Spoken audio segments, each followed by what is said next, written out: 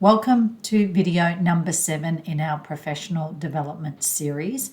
This video is focused on unpacking the core model for student-to-student engagement. In the previous video, we gave you the overview of the model and the 4 principles that guide your pedagogy. This is the core model in the centre, and it focuses on engineering collaborative inquiry to support student self-regulation with understanding of 3 different types of engagement: cognitive, emotional, and behavioural. We're going to focus just on this core model. So let's start by unpacking collaborative inquiry. Collaboration is the conversational and connected aspect of online learning, reflected in student discussions. Inquiry-based learning typically promotes rich, contextualised understanding. Inquiry gives reasons for the collaboration, the unpacking of content, the contribution of ideas, and the justification. It's been noted that inquiry tasks help with commitment and sustaining engagement. It gives students a reason to participate in discussions. We know that discussion is crucial for collaboration, but collaboration with other students is time-consuming because it takes time for dialogue to develop and evolve. Lastly, for online learners, cognitive presence and knowledge of engagement can only occur when teaching and social presence are well developed. Remember that community of inquiry model? What this model says is that the development of social presence is paramount and can be engineered within that conversational discussion. This is dependent on how well the teaching presence has been established. So social presence and being a member of a learning community supports engagement. Also, the learners with a stronger sense of community tend to have a high level of learning. When we focus on self-regulation, we know that students' ability to self-regulate underpins online learning as students drive themselves, connect with their peers, and manage their goals and effort to work in that dialogic manner. Self-regulation has been highlighted repeatedly in the research of students learning, associated with students learning online. A colleague of mine, Associate Professor Catherine Main, and myself did an examination of the key elements of self-regulation for online engagement. There was 5 elements that were found to be key in association to self-regulation. The first is peer learning, so collaborating with others to learn. Time management, the ability of the student to plan study time and tasks. Effort regulation, that's that grit, tenacity, and the persistence. And effort regulation, where if there is a problem, they keep going. They have those strategies to keep going. Critical thinking, so that's analysing and evaluating as a part of judgments to form a judgment. And metacognition, the awareness and control of their mental thoughts. Self-regulation is acquired through a tridactic interaction between 3 important characteristics: self-observation, monitoring one's own actions; self-judgment, so evaluating one's informants; and self-reactions, one's response to the performance outcomes. We've known from earlier research that teaching students these self-orientating learning behaviours about the different cognitive and self-regulatory skills and strategies that may be important for improving actual performance on classroom academic tasks but that improving student self-efficacy beliefs may lead to more use of cognitive strategies. Building student capability is key to students engaging with others, both teachers, peers, and experts online. Now we look at the different engagement types: cognitive, emotional, and behavioural.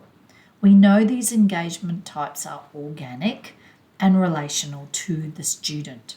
For the teacher, it's like juggling, as I said before, those three different types of engagement at any time. Cognitive is represented in those students' beliefs and values about themselves as a learner. The emotional domain consists of factors such as motivation and, feelings, whereas the behavioural domain consists of habits such as procrastination and skills, including reading, writing, and study skills. Some research in this area is interesting. In online spaces, the disengaged students are often engaged and disengaged at variable times and across or towards the end of an online unit.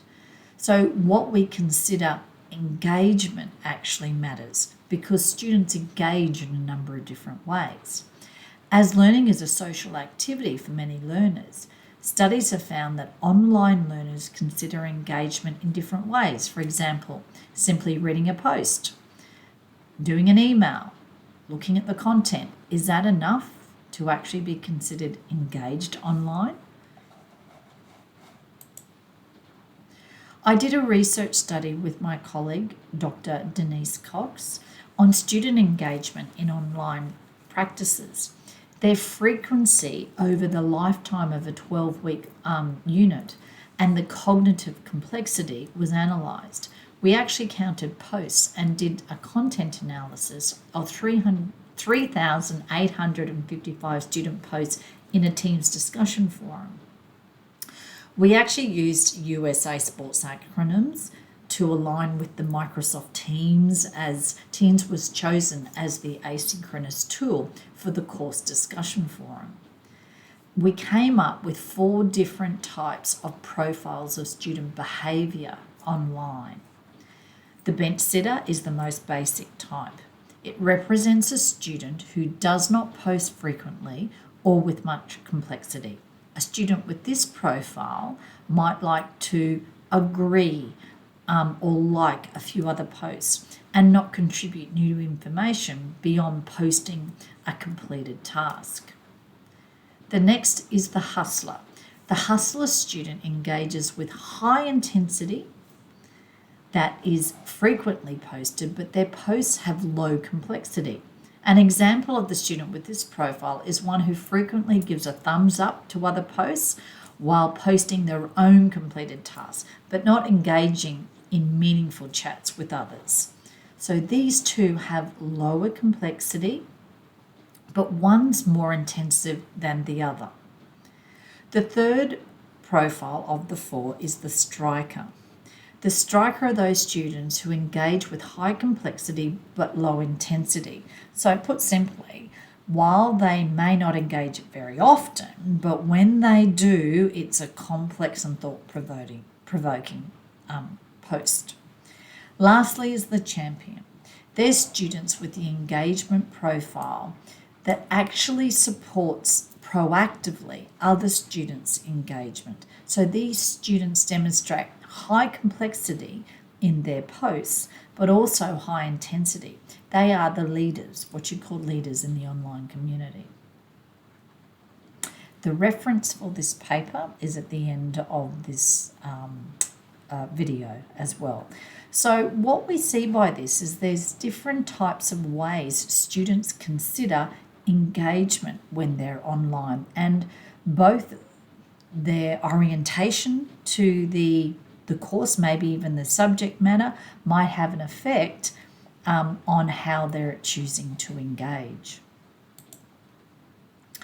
Lastly, we have to remember that there is a culture for learning in a classroom. Students are used to turning to their friends, interacting with their teacher in certain ways, and regulating their learning behaviours.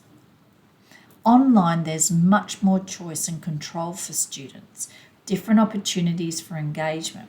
The teacher is one of many that they are engaging with, and also remember in the first few videos, there's engagement with content and engagement with the tool that is also considered when we're thinking about engagement of students online. So a significant part of enabling student-to-student engagement is developing this awareness of their own capability to self-regulate, but also how they're engaging cognitively, emotionally, and behaviourally. We know that as more students' engagement increases, it actually decreases that misunderstanding, that transactional distance that we've talked about before. So in summary, this video has unpacked the core model, what we're considering here as the core model of student-to-student engagement. And in the next couple of videos, 8, 9 and 10, we unpack these 4 principles for practice: sustained communication, modelling, management and learning design. Thank you.